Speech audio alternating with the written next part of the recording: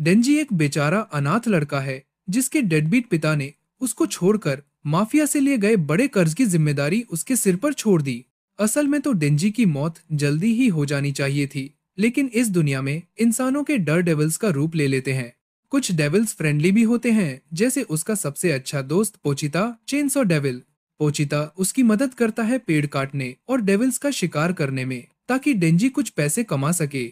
लेकिन जब माफिया ही उसको धोखा देकर मार डालते हैं, तो पोचिता अपनी जान कुर्बान कर देता है डेंजी को रिवाइव करने के लिए। उसे चेनसॉ मैन बना देता है ताकि वो लड़ता रहे और शायद कभी अपनी सपनों की जिंदगी जी सके। कहानी शुरू होती है जब डेंजी टोमेटो डेविल को मारकर खत्म करता है। माफिया का हैंडलर वहां आता है और कहता है कि टोमेटो डेविल के बॉडी पार्ट्स अंडरग्राउंड मार्केट में बहुत महंगे बिकेंगे। वो डेंजी को 400 शून्य येन देने की बात करता है। डेंजी खुश हो जाता है, लेकिन वो बुजुर्ग कमीना लोन रिपेमेंट और फीस काटकर सिर्फ 70 शून्य येन ही थमा देता है। बिल्स और कर्ज चुकाने के बाद डेंजी के पास सिर्फ 1,800 येन बचते हैं, और वही उसका पूरे महीने का बजट है।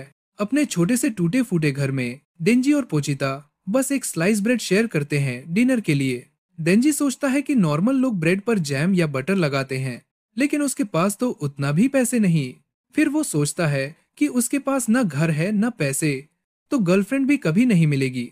खिड़की से बाहर देखते हुए वो बोलता है कि मरने से पहले काश वो किसी औरत के साथ सो पाता।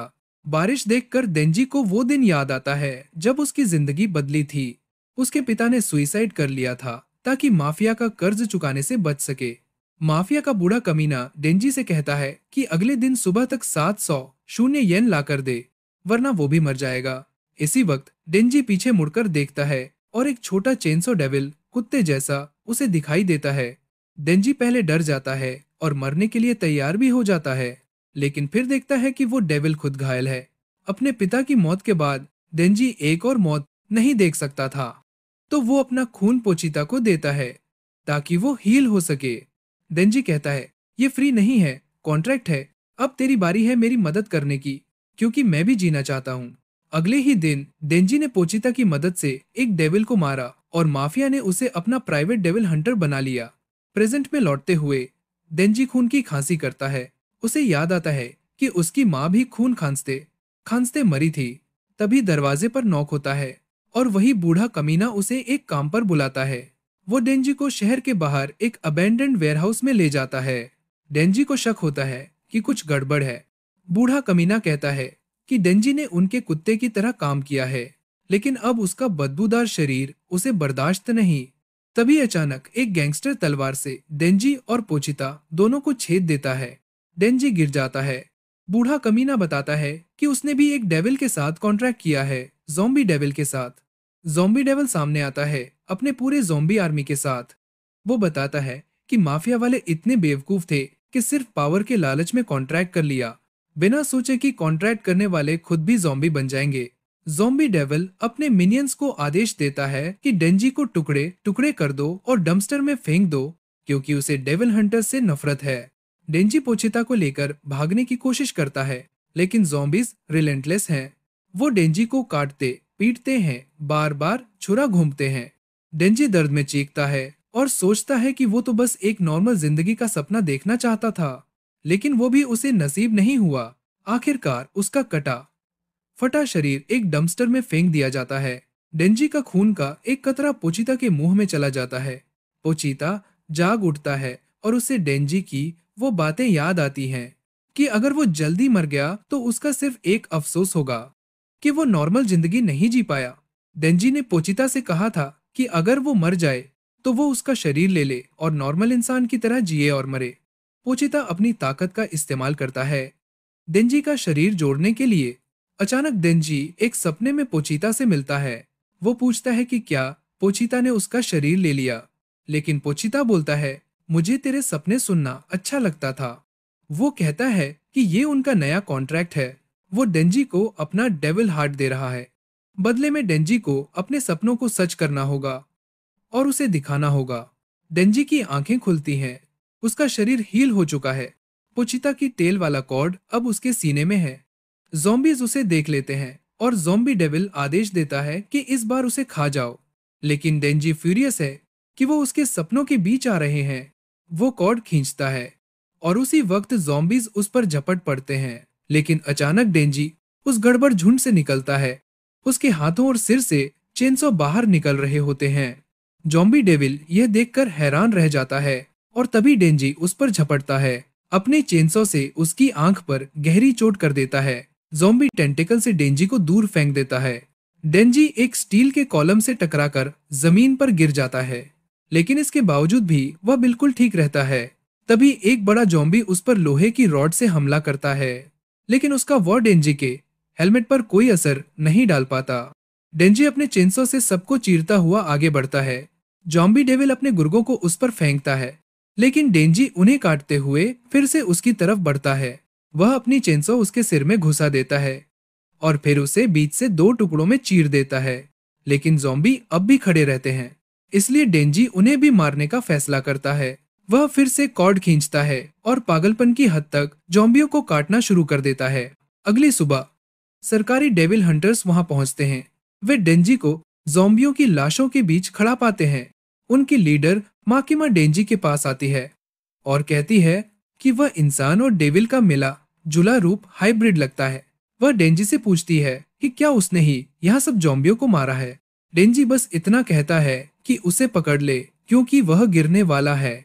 माकिमा उसकी बात मानकर उसे थाम लेती है।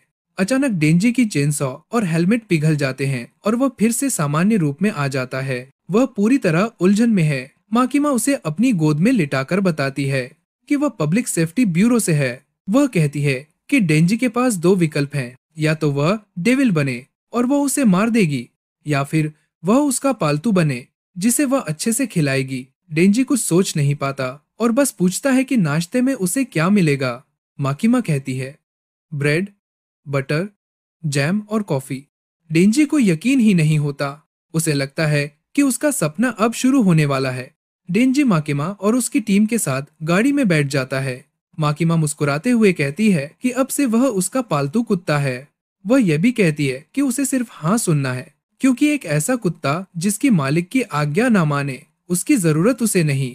डेंजी यह सुनकर चौंक जाता है, क्योंकि पहले तो उसे लगा था कि माकिमा दयालु इंसान है और उसे थोड़ा बहुत पसंद भी करने लगा था, लेकिन वह पहले से ही उसे कुत्ते की तरह ट्रीट कर रही है। कुत्तों की बात उसे पोचिटा की याद दिला देती है और वह उदास हो जाता है, पर तभी उसके पेट की आवाज उस उदासी को तोड़ देती है। माकिमा कहती है कि उन्हें नाश्ते के लिए रुकना चाहिए। डेंजी कहता है कि उसके पास पैसे नहीं है। माकिमा कहती है कि ट्रीट उसकी तरफ से होगी और वह उसे अपना कोट भी दे देती है। डेंजी सब भूलकर फिर से माकिमा पर फिदा हो जाता है। वे लोग एक छोटे से ढाबे पर पहुंचते हैं। खून की कमी से डेंजी फिर गिर जाता है। माकिमा उससे पूछती है कि वह ऐसा कैसे बना। डेंजी बताता है कि उसके पालतू डेविल ने उसे अपना दिल और ताकत दी है। माकिमा कहती है कि ऐसा पहले कभी नहीं हुआ, लेकिन उसकी सूंघने की शक्ति से उसे पता चलता है कि उसका डेविल दोस्त उसके अंदर जिंदा है। डेंजी यह सुनकर खुश हो जाता है और फिर बेहोश हो जाता है। जब वह होश में आता है तो माकिमा की गोद में होता है। उसका खाना सामने रखा होता है। माकिमा पूछती है कि क्या वह खुद खा सकता है, तो वह इनकार करता है ताकि माकिमा उसे अपने हाथों से खिलाए। डेंजी फिर पूछता है कि माकिमा को किस तरह के लड़के पसंद हैं। माकिमा मुस्कुराकर कहती है कि उसे डेंजी जैसा लड़का ही पसंद है। यह सुनकर डेंजी सातवें आसमान पर पहुंच जाता है। फिर माकिमा उसे डेविल हंटर हेडक्वार्टर ले जाती है और उसे यूनिफॉर्म देती है। वहां उसकी मुलाकात एक सीनियर हंटर आकी से होती है। माकिमा कहती है कि अब डेंजी आकी के साथ काम करेगा। डेंजी जिद करता है कि वह माकिमा के साथ ही काम करना चाहता है। माकिमा धीरे से कहती है कि अगर वह अच्छा काम करेगा तो उसे प्रमोशन मिलेगा। शहर में गश्त करते हुए डेंजी लगातार आकी से पूछता है कि माकिमा का कोई बॉयफ्रेंड है क्या। तंग आकर आकी उसे गली में ले जाता है और उसकी पिटाई कर देता है। वह कहता है कि डेंजी इस काम के लायक नहीं है और अभी छोड़ दे, क्योंकि जिनकी मंशा गहरी नहीं होती वे जल्दी मर जाते हैं। लेकिन डेंजी हार नहीं मानता। वह आकी का पीछा करता है और उसे अपने मशहूर नटक्रैकर प्रहार से गिरा देता है। आकी वहीं दर्द से तड़प जाता है और डेंजी उसके प्राइवेट हिस्से पर वार करता रहता है। वह कहता है कि उसे डेविल हंटिंग की परवाह नहीं, वह तो सिर्फ माकिमा के लिए जॉब कर रहा है। अगर उसे रोज अच्छा खाना मिलेगा तो वह इसके लिए जान देने को भी तैयार है। दोनों फिर लड़ते हैं, लेकिन डेंजी जीत जाता है। उन्हें वापस हेडक्वार्टर ले जाया जाता है, जहां माकिमा दोनों को समझाती है। आखिरकार डेंजी को आकी के घर भेजा जाता है। अगली सुबह डेंजी ब्रेड पर सब कुछ रख कर खाता है और आकी के घर गंदगी फैलाता है। धीरे धीरे उसका सपनों का जीवन शुरू हो जाता है। फिर उन्हें एक मिशन मिलता है, एक फींड को मारने का। आकी डेंजी से कहता है कि वह खुद फींड नहीं है, क्योंकि फींड के सिर इंसानों जैसे नहीं होते। वे एक कमरे में पहुंचते हैं जहां फींड एक पक्षी खा रहा होता है। आकी कहता है कि डेंजी अपनी चेनसॉ बनाकर इसे खत्म करे, लेकिन डेंजी कुल्हाड़ी से उसे तुरंत मार देता है, कहते हुए कि इस तरह उसे कम दर्द होगा। आकी गुस्से से कहता है कि उसे डेविल से नफरत है, क्योंकि एक डेविल ने उसकी पूरी फैमिली उसके सामने मार दी थी। वह पूछता है कि क्या डेंजी डेविल से दोस्ती करना चाहता है। डेंजी कहता है कि अगर कोई डेविल उसका दोस्त बनना चाहे। बाद में डेंजी मैगजीन उठाता है और सोचता है कि उसने फींड को चेंसो से इसलिए नहीं मारा क्योंकि वह खून उन मैगजीन पर नहीं गिराना चाहता था। वह सोचता है कि उसकी जिंदगी अब वैसी है जैसी उसने चाही थी, लेकिन कुछ कमी है, कोई लक्ष्य। वह सोचता है कि उसका नया लक्ष्य है किसी लड़की को छूना। तभी माकिमा उसे बताती है कि उसकी एक नई पार्टनर होगी, पावर। पावर एक फींड है जिसे एक्सपेरिमेंट के तौर पर आकी की यूनिट में रखा गया है। डेंजी और पावर गश्त करते हैं। डेंजी को पावर बेहद परेशान करने वाली लगती है, लेकिन वह सहता है क्योंकि उसे उससे फायदा चाहिए। पावर खून की गंध सूंघ कर दौड़ जाती है और एक सी ककम्बर डेविल को एक ही वार में खत्म कर देती है। माकिमा वहां पहुंचती है और दोनों को डांटती है। बाद में पावर बताती है कि उसे इंसानों और डेविल्स दोनों से नफरत है, लेकिन उसका पालतू बिल्ली म्याऊ डेविल ने चुरा लिया है। उसे बचाने के लिए वह कुछ भी करेगी। वह डेंजी से कहती है कि अगर वह उसकी बिल्ली वापस दिला दे तो वह उसे छूने देगी। डेंजी तुरंत राजी हो जाता है। दोनों एक घर पर पहुंचते हैं, लेकिन अचानक डेंजी को एहसास होता है कि पावर ने उसे धोखा दिया है। पावर खून से बना हथौड़ा मारकर उसे बेहोश कर देती है और बैड डेविल को सौंप देती है। बैड डेविल डेंजी का खून पीकर ठीक हो जाता है, लेकिन उसे खून का स्वाद बहुत बुरा लगता है। वह कहता है कि अब उसे इंसान खाने पड़ेंगे ताकि उसकी जीभ का गंदा स्वाद मिट सके। डेंजी पावर की तरफ देखता है और रियलाइज करता है कि उस पर भरोसा करके उसने बड़ी गलती की। पावर बैड डेविल की तरफ मुड़ती है और उससे अपना कैट वापस मांगती है। बैड डेविल उसे केज दिखाता है, लेकिन कहता है कि तू मेरे लिए घातिया टेस्ट वाला ह्यूमन लाई है, इसलिए तुझे पनिशमेंट मिलेगी। वो कैट को उसके केज समेत निगल लेता है। पावर टूट जाती है। उसे याद आता है कि जब वो फींड बनी थी तब जंगल में उसे म्याऊ नाम का वीक कैट मिला था।